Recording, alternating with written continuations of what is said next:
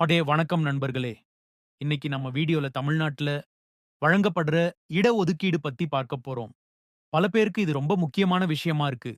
யார் யாருக்கு இந்த இடஒதுக்கீடு இருக்கு? எதுக்காக இந்த முறை கொண்டு வந்தாங்கன்னு இன்னைக்கு தெளிவா தெரிஞ்சுக்கலாம்.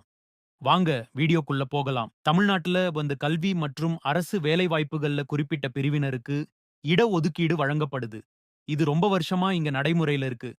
நீங்கள் நினைப்பீங்க பட்டியல் சாதிக்கு தான் அதிக இடஒதுக்கீடு வழங்கப்படுதுன்னு. ஆனா அதுதான் இல்ல. முக்கியமா பிற்படுத்தப்பட்ட வகுப்பினருக்கு பிசிஏ 26.5%, பிற்படுத்தப்பட்ட முஸ்லிம்களுக்கு பிசிஎம் 3.5%, இடஒதுக்கீடு இருக்கு. அது மட்டும் இல்லாம மிகவும் பிற்படுத்தப்பட்ட வகுப்பினருக்கு எம்.பிசி 20%, பட்டியல் சாதியினருக்கு எஸ்என்சி 15%, அருந்ததியினருக்குள்ளேயே எஸ்என்சிஏ 3% உள் ஒதுக்கீடு வழங்கப்படுது.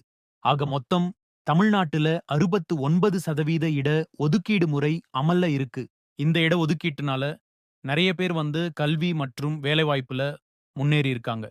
அதே சமயத்துல இது சம்பந்தமா சில விமர்சனங்களும் இருக்கு. இருந்தாலும் தமிழ்நாட்டோட ஒரு சமூக நீதி வரலாற்றில் இந்த இடஒதுக்கீடு ஒரு முக்கியமான இடத்த புடிச்சிருக்குன்னு சொல்லலாம். நண்பர்களே, இன்னைக்கு நம்ம தமிழ்நாட்டு இட ஒதுக்கீடு பத்தி சில முக்கியமான விஷயங்கள தெரிஞ்சுக்கிட்டோம். இந்த வீடியோ உங்களுக்கு பயனுள்ளதா இருந்திருக்கும்னு நம்புறேன். இது சம்பந்தமா உங்களுக்கு வேற ஏதாவது கேள்விகள் இருந்தா கமெண்ட்ல கேளுங்க.